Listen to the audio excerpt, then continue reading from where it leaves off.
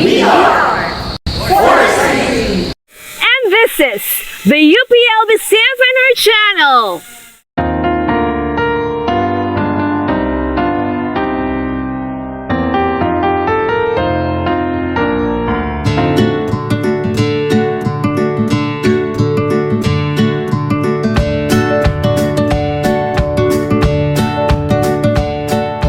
Welcome back to our new episode of Silby Culture.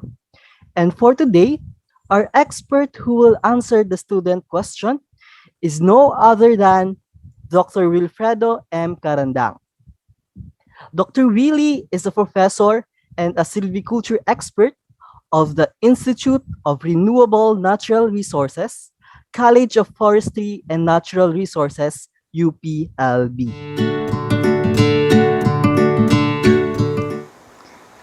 Good day, I am Ana Patricia B. Abad. The plantation sector is important with the increasing demand of raw materials and supply from natural forests. Thus, the modern concept of silviculture dwells more on the plantation establishment and management.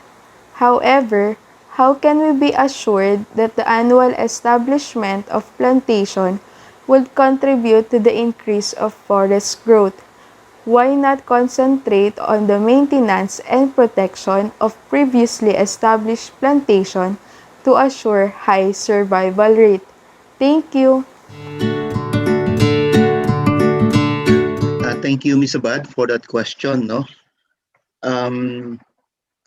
plantation maintenance operations are really very important when it comes to ensuring the sustainable supply of food, in particular, coming from industrial tree plantations. At that, no. Nowadays, when you do planting or when we do plantation maintenance, we have to qualify first whether, or we have to know or understood what the purposes were for the establishment of the plantation. It may either be plantation for restoration purposes or the establishment of tree plantations for industrial or commercial use of that. Okay? So with your question, malinaw na ang pinupunto mo is more on the commercial or the industrial tree plantations, right? Kasi when it comes to forest restoration, we do not expect that the trees planted will be harvested, or we are not basically interested with the kind of growth that the trees planted will have once they are actually out there in the field. But in the case of industrial tree plantations, we will be looking at what we will be more on looking at the performances of the trees as they grow and develop in the plantation. For instance, if they will be growing at a faster rate, okay, then you do expect that there's going to be an early return to your investments. And an early return to our investments means more, particularly from the investor's point of view, di ba? Kasi the faster the growth of the trees, the shorter will be the time that you will be maintaining it in the plantation. So the shorter the maintenance time, the lower will be the cost of maintaining the same, right? So that means when there is going to be a lower cost of maintenance, then if you look at the expected yield of the plantation and then compare that with the cost of establishing it, we do expect that the difference will be quite huge. So malaki yung profit margin. Ganun, no? And another thing, in the Philippines right now, medyo yung planting areas natin are usually, well, let's say it's Cogon or Talahib dominated, no?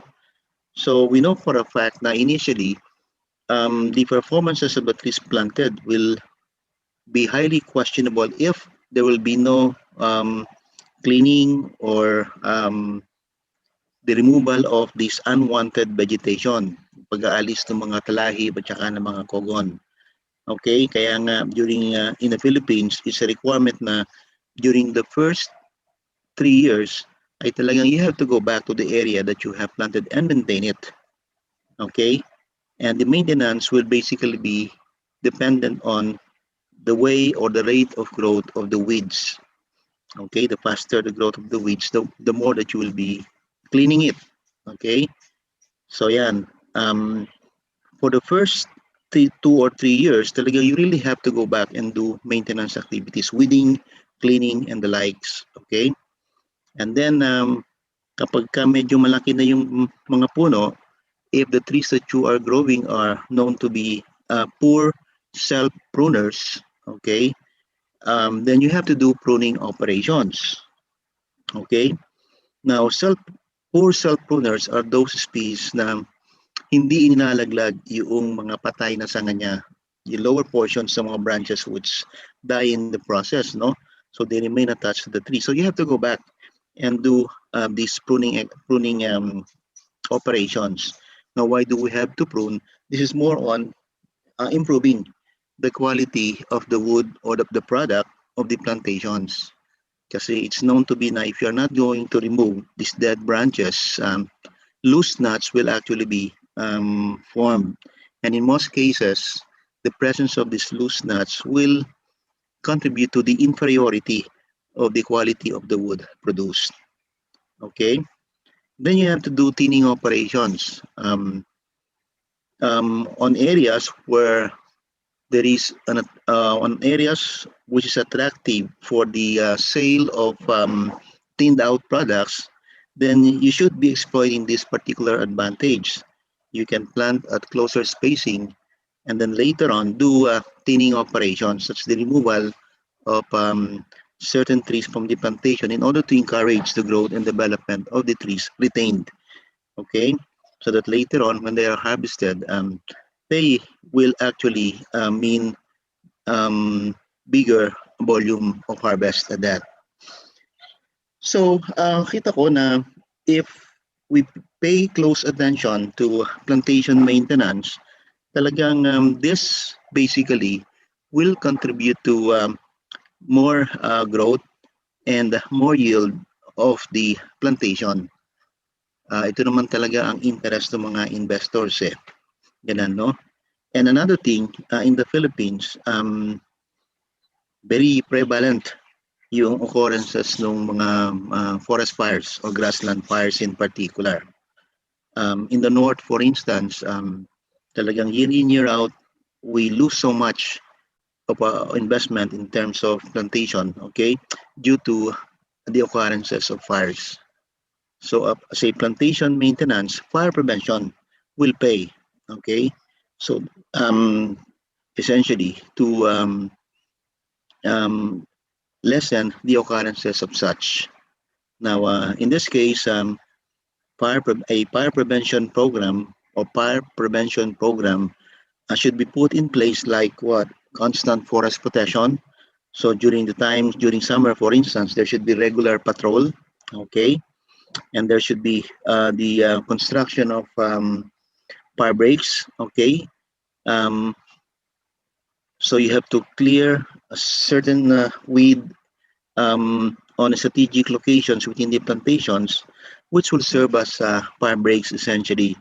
Okay, so that in cases na there will be the occurrences of fires, you can easily localize such occurrences. So madaling i-control yung mga fires once they occur.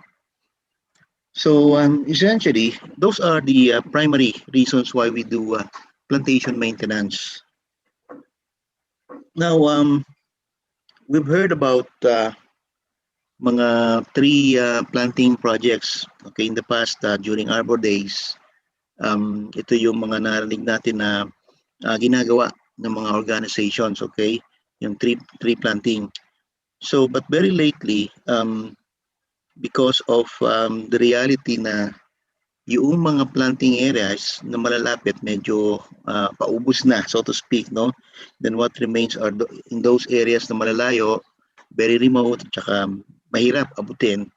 So, yung mga corporate persons, for instance, ay ayaw nang pumunta, di ba?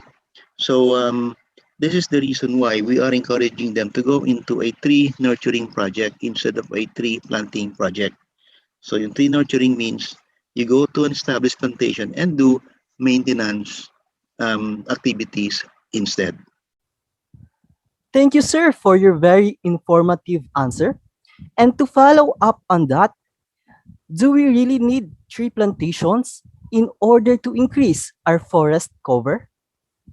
Yeah, kasi that's the only way that we can increase, no? In addition to forest protection, that is protecting the existing old forest, we need to establish plantations on the bare and degraded lands that we have.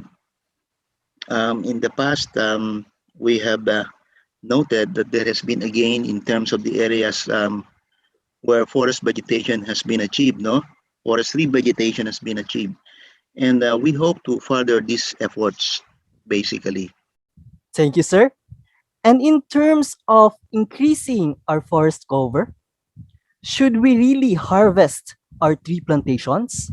It depends, no? Kasi, yun na nga, as I said earlier, yung purpose of establishing a plantation can be two ways.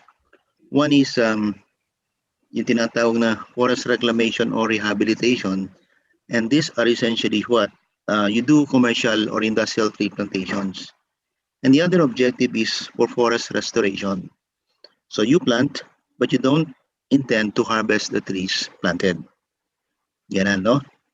So in terms of increasing productivity, yung reclamation, rehabilitation, talagang okay din yan. Pero we also have these areas that need restoration. Kaya ganun din, no? We have to plant and maintain whatever we have planted. The sad story in the Philippines is that we have planted so much areas in the past, but then we failed to maintain the same areas that we have planted.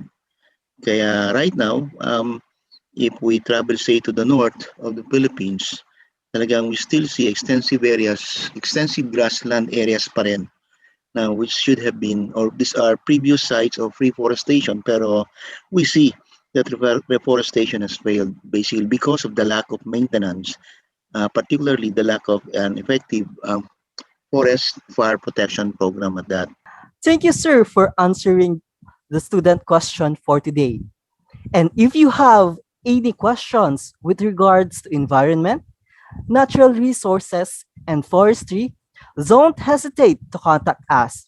You can send your message with the link below. And once again, thank you and keep safe, everyone.